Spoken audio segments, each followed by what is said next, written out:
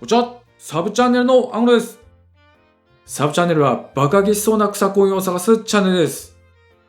今回のお題はこれです。ドーン！ペペコインが半月で5万倍の爆上げ！ 7 億円ゲットの投資家から学べるコツとは？ペペコインはペペというカエルのキャラクターをモチーフにしたミームコインです。ペペが初登場したのは2005年にアメリカで発売されたボーイズクラブという絵本です。顔はカエルで体は人間のキャラクターがノリノリな感じで面白いことをします。2016年にペペキャッシュという暗号資産が誕生し、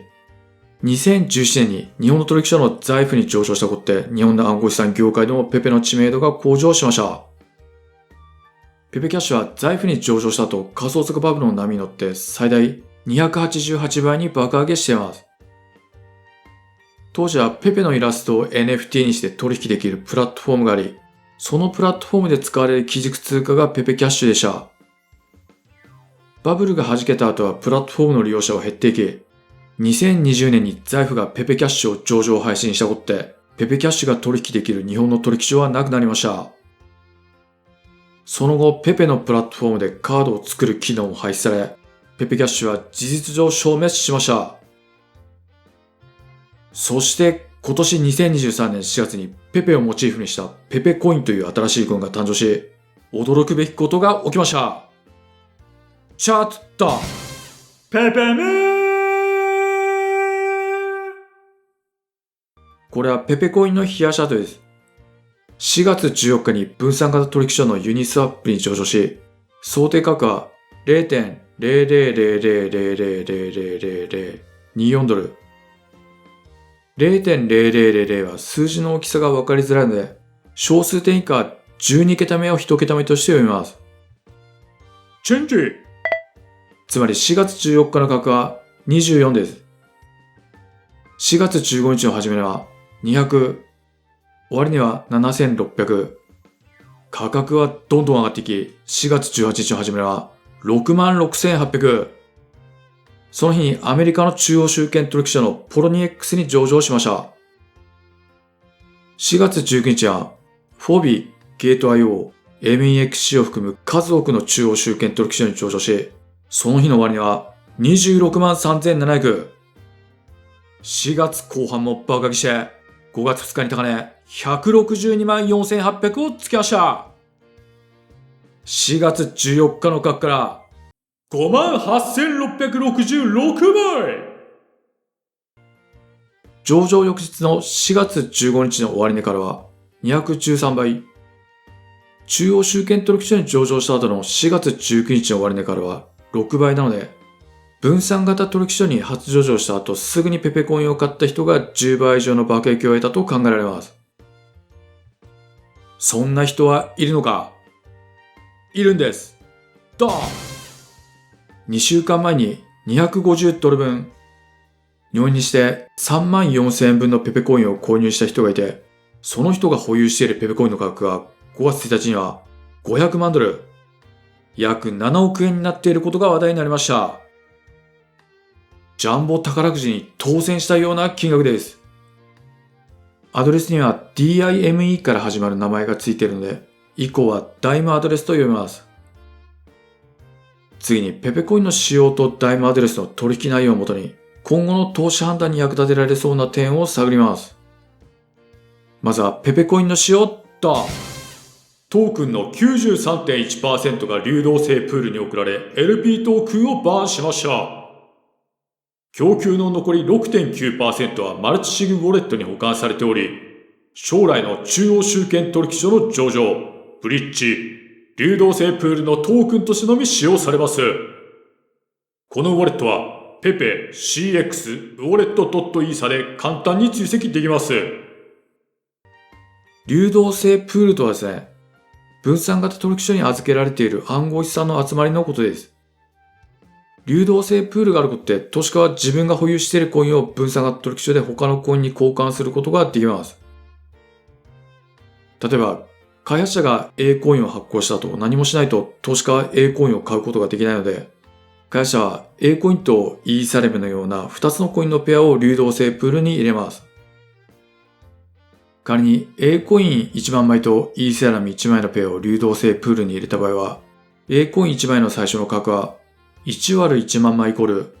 0.0001 イーサになります。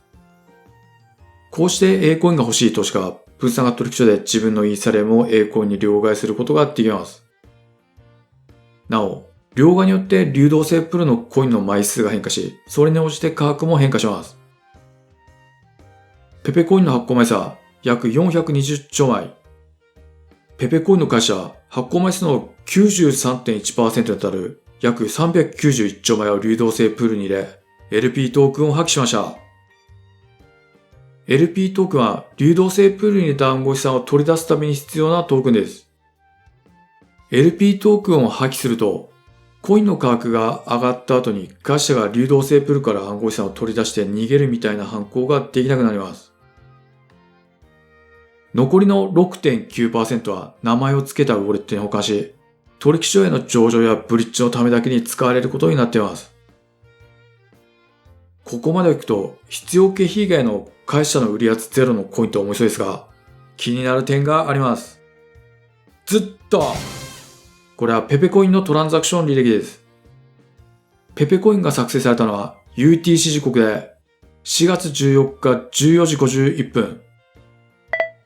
その約2時間半後の17時21分に流動性供給をしました。発行枚数の 93.1% に当たる391兆枚のペペコインと2イーサのペアでロックをしています。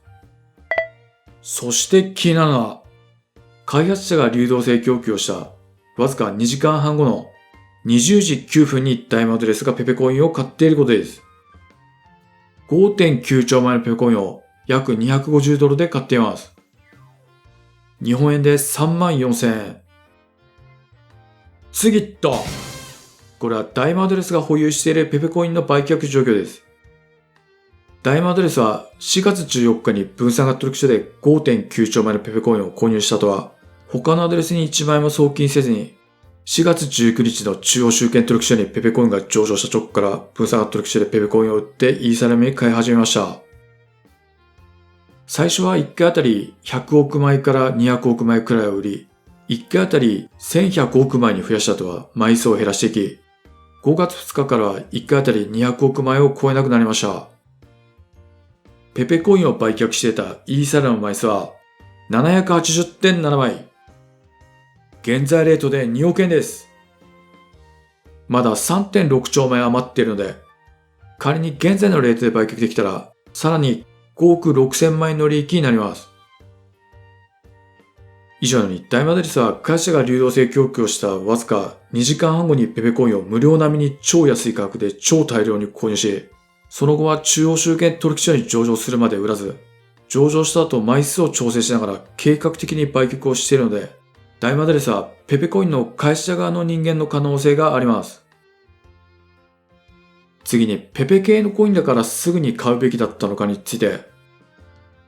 今年3月から4月中旬までにコインマーケットキャップに追加されたペペ系のコインだ。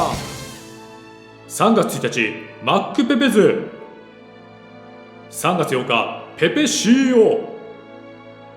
3月27日フロキシバペペ CEO、 4月17日ペペ AI、 4月14日リアルペペ CEO、 4月17日ペペコイン。ペペコインが発行されたのは4月14日、コインマーケットキャップに追加されたのが4月17日です。ペペコインが登場した後は5月2日までに28個の新しいペペ系コインが登場しました。このように毎日ペペ系コインを含むたくさんのミームコインが登場し、その多くが無価値になります。今回の検証結果からわかることは、開発者が発行枚数の大半を流動性プールに入れて LP トークンを捨てることって、開発者側の恣意的な売り圧がないようなイメージを演出するプロジェクトがありますが、流動性プールに入れた直後に無料並みの超安い価格で買い戻しているパターンも存在し得ることです。また、流動性プールにロックして開発者の売り圧ゼロの演出と、中央集権取引所に上場すると開発が高まる現象を利用しながら、開発者と取引所が結託してジョークの耳コインを売りまくる手法にはまった場合、投資家はカモにされるだけなので、そのあたりの印象操作を見極める方法を探りながら、今後も草コインをかき分けていきます。以上、ペペコインが半月で5万倍のバカげ、7億円ゲットの投資家から学べることは、でした。この動画が参考になったらグッドボタンします。バカげする暗号資産を探すためにチャンネル登録をお願いします。Twitter では暗号資産の速報をしているのでご覧ください。最後までご視聴ありがとうございました。また次回お会いしましょう。